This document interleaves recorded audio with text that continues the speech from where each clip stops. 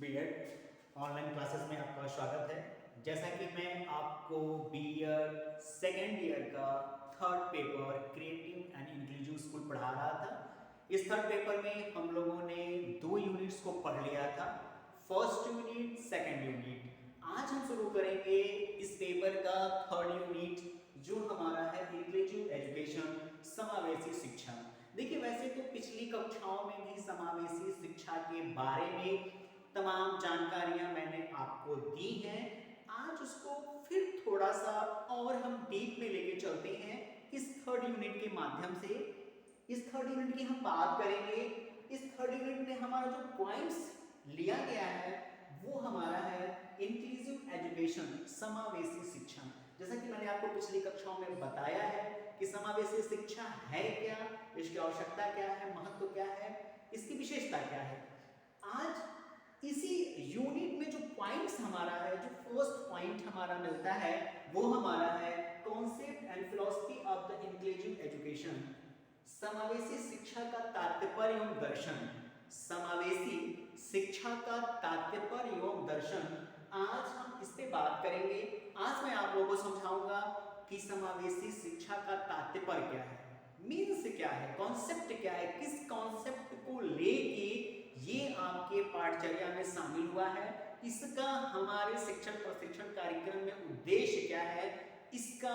हमारे शिक्षण प्रशिक्षण कार्यक्रम में प्रयोजन क्या है। साथ ही साथ इस समावेशी शिक्षा के प्रयोजन की जो दार्शनिकता है, जो फिलोसफिकल लॉजिक है, जो फिलोसफिकल पॉइंट्स हैं, हम आज इस पे चर्चा आप लोगों के साथ करेंगे। आपको मैं बताऊंगा कि क्यों समावेशी शिक्षा आवश्यक है। देखिए, वैसे तो मैंने पिछली तमाम कक्षाओं में आपको बहुत सारी जानकारियों से अवगत कराया है। उन्हीं जानकारियों को थोड़ा सा हम लोग और आगे बढ़ाते हैं। देखिए, देखने को क्या मिलता है, अगर हम भारतीय समाज की बात करें, भारतीय समाज की बात करें तो भारतीय समाज से आने वाले जितने भी छात्र हैं, उन छात्रों में हमें विभिन्नता दिखाई देती है। वो विभिन्नता शारीरिक होती है, मानसिक होती है, आर्थिक होती है, लैंगिक होती है। ये तमाम प्रकार की विभिन्नताएं हमें दिखाई देती हैं कक्षा में, और इन विभिन्नताओं के कारण छात्रों में असमंजस की स्थिति रहती है और वो छात्र एक दूसरे से आपस में सामंजस्य स्थापित नहीं कर पाते हैं, जिसके कारणवश विद्यालय व्यवस्था में शिक्षण में जो एक शिक्षक का दायित्व है उसे पूरा करने में काफी असुविधाओं का सामना करना पड़ता है। इस कार्यक्रम में देखा जाता है कि यदि हम शिक्षा में हो रहे समस्याओं के समाधान हेतु, ध्यान दीजिएगा, शिक्षण में हो रहे समस्याओं के समाधान हेतु बच्चों के आपसी सामंजस्य को बनाए रखने के लिए ये देखा जाता है कि शैक्षिक समावेशन यानी इंक्लूसिव एजुकेशन एक विशेष महत्व का काम करता है। एक शिक्षक के तौर पे यदि हम शैक्षिक समावेशन को समझ लेते हैं, जान लेते हैं, तो हमें शिक्षण के दौरान हम जब कक्षा में उन तमाम विभिन्नतापूर्ण बच्चों से अपनी पाठ्यवस्तु को प्रस्तुत करते हैं तो उस पाठ्यवस्तु के प्रस्तुतिकरण में, उस पाठ्यवस्तु के प्रेजेंटेशन में किसी भी प्रकार की कोई समस्या नहीं होती है। इसीलिए शैक्षिक समावेशन, इंक्लूसिव एजुकेशन की व्यवस्था वह कार्यक्रम है जिसकी सहायता से हम उन छात्र छात्राओं में उत्पन्न तमाम समस्याओं के समाधान को निर्धारित कर सकते हैं, और इस समस्याओं के निर्धारित करने के उपरांत उन समस्याओं का समाधान भी हम निकाल सकते हैं, और समस्याओं के समाधान को निकालने के बाद उन छात्र छात्राओं को जो आपस में शारीरिक, मानसिक, व्यक्तिगत, आर्थिक, लैंगिक तौर पर एक दूसरे से अलग होते हैं, भिन्न होते हैं, इन छात्र छात्राओं को आपस में एक साथ मिला के बैठा के हम अपना शिक्षण कार्य पूर्ण कर सकते हैं। एक चीज मैं और आपको बताना चाहता हूं, जैसा कि मैंने पिछली कक्षाओं में आपको बताया भी है, आपको ये ध्यान देने की आवश्यकता है कि पहले हमारे यहाँ समाज में, अगर हम भारतीय समाज के शिक्षण की बात करें तो भारतीय समाज में हमारे यहाँ जो शिक्षा की व्यवस्था थी, उस व्यवस्था में ये शैक्षिक समावेशन की व्यवस्था नहीं थी। जिसके कारण क्या होता था कि वे तमाम छात्र छात्राएं जो शारीरिक, मानसिक, व्यक्तिगत, आर्थिक, लैंगिक तौर पे एक दूसरे से भिन्न होते थे, वे सामान्य बालकों के बीच में अपना सामंजस्य नहीं कर पाते थे और किसी न किसी कारणवश शिक्षा की व्यवस्था से वो दूर हट जाते थे। लेकिन जब से हमारी विद्यालय व्यवस्था में, हमारे सामाजिक व्यवस्था में, हमारी शैक्षिक व्यवस्था में जब से ये इंक्लूसिव एजुकेशन, शैक्षिक समावेशन प्रयोग किया गया, तब से ये देखा गया कि वो समाज से आने वाले विभिन्न प्रकार के जो बालक थे, इन बालकों का जो समायोजन था वो समान बालकों के साथ बेहतर और प्रायोगिक तरीके से किया जा सका, जिसकी सहायता से भारत के सभी छात्र छात्राओं को, चाहे वो शारीरिक, मानसिक, आर्थिक तौर पे अलग क्यों न हो, वे भी समान बालकों के साथ साथ कंधे से कंधा मिला के चल सकते हैं, पढ़ सकते हैं, शिक्षित हो सकते हैं, जागरूक हो सकते हैं और अपना ही नहीं अपने व्यक्तित्व का समाज में एक स्थान स्थापित कर सकते हैं। इसके लिए इंक्लूसिव एजुकेशन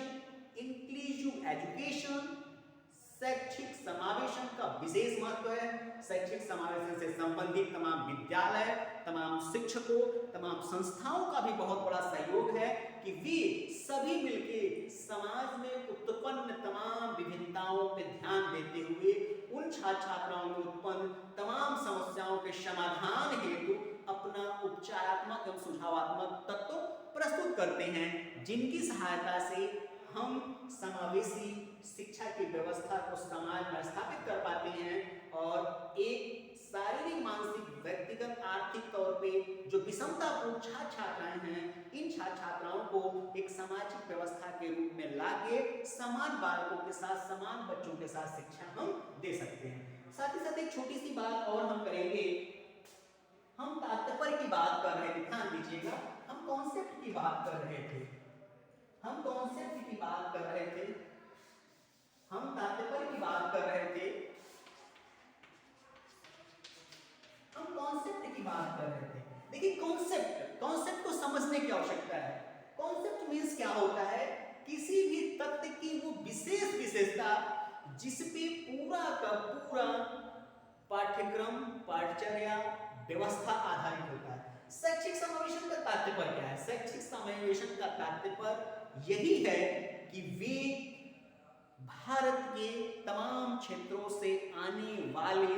विभिन्न प्रकार के छात्र छात्राएं, चाहे वे शारीरिक, मानसिक, आर्थिक, लैंगिक आधार पे वो सामान्य छात्र छात्राओं से अलग हों, उनके लिए एक बेहतर प्रभावीपूर्ण शिक्षा की व्यवस्था तैयार करना,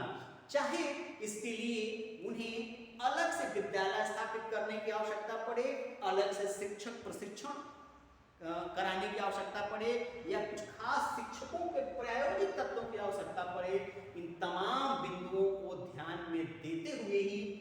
हमें इंक्लूसिव एजुकेशन के महत्व को, कॉन्सेप्ट को समझना है कि ये कितनी महत्वपूर्ण है। ये एकमात्र ऐसी व्यवस्था है जो समाज में उत्पन्न विभिन्नता के समाधान हेतु कह सकते हैं कि कंप्लीटली, संपूर्णतः सहायता हमारी करती है। इसका बहुत बड़ा महत्व है। इसी से इसके कॉन्सेप्ट, इसके स्पेशलाइजेशन, इसकी विशेषता, इसके महत्व से ही इसके तात्पर्य को हम समझ सकते हैं कि कितनी इंपॉर्टेंट है, ये कितनी महत्वपूर्ण है, क्योंकि पूरा का पूरा सामाजिक दायित्व जो हमारे समाज का होता है, वो भावी पीढ़ी हम विद्यालय में तैयार करते हैं। यदि उस भावी पीढ़ी का जो दीपांकन है, कह सकते हैं कि जो पौधरोपण है, अगर वो ठीक प्रकार से हो जाता है तो वो पौधे हमारे आगे चल के बेहतर और मजबूत वृक्ष बनते हैं। कहने का तात्पर्य ये है कि अगर प्रारंभिक अवस्था में ही हम उन बालक बालिकाओं के आर्थिक, मानसिक, व्यक्तिगत, सामाजिक या शारीरिक विभिन्नताओं या लैंगिक विभिन्नताओं को समझ लेते हैं, समझने के साथ साथ उसका उपचारात्मक या सामाजिक या व्यक्तिगत व्यवहारिक परिवर्तन कर देते हैं, इन परिवर्तनों की सहायता से उन छात्र छात्राओं का शारीरिक और मानसिक व्यक्तिगत विकास हम कर सकते हैं और समाज की मुख्य धारा के अनुरूप उन बालक बालिकाओं को प्रशिक्षित करके समाज की मुख्य धारा से हम उनको जोड़ सकते हैं, जिससे क्या होगा कि समाज में रह रहे सभी बालक बालिकाएं, वे चाहे कितना हो आपस में एक दूसरे से भिन्न क्यों न हो, वे सभी बालक बालिकाएं आपस में एक दूसरे से मिलकर सामाजिक तौर पे, व्यवस्था तौर पे वो एक समाज, एक बेहतर समाज का निर्माण करेंगे और उस बेहतर समाज के निर्माण की व्यवस्था जो होगी वो एक बेहतर भविष्य होगा और भारत के लिए ही नहीं संपूर्ण विश्व के लिए एक बेहतर और प्रमाणिक रूप होगा। देखिए, सबसे पहले मैं पिछली कक्षा में बता चुका हूँ कि समावेशी शिक्षा की जो व्यवस्था है वो हमारे भारतीय समाज में बाद में आई है। सबसे पहले इसकी शुरुआत अमेरिका में होती है, इसके बाद चाइना में होती है, उसके बाद हमारे भारतीय प्रदेश में भी आता है। तो सबसे पहले इसकी शुरुआत मैंने बताया भी है पिछली कक्षाओं में कि आज़ादी से पहले की तमाम संस्थाएं ऐसी थी जो विशेष आवश्यकता वाले बालकों की शिक्षा की व्यवस्था, उनके सामाजिक व्यवस्था की सहायता तो करती थी, लेकिन आज़ादी के बाद हमारे यहाँ जो तमाम शैक्षिक संस्थाएं बनी या तमाम जो नीति या शैक्षिक आयोग बने, इन तमाम आयोगों में हमारे यहाँ कह सकते हैं जो विशेष बालक हैं, जो स्पेशल एजुकेशन है, उनके लिए शैक्षिक समावेशन की व्यवस्था उपलब्ध कराई गई। ये शैक्षिक समावेशन की जो व्यवस्था थी वो भारतीय समाज के परिदृश्य को ध्यान में रखते हुए तैयार की गई थी। साथ ही साथ एक विशेष तत्व इसमें महत्वपूर्ण तौर पर रखा गया था कि किसी भी छात्र, क्योंकि हमारे संविधान में ये बात वर्णित है कि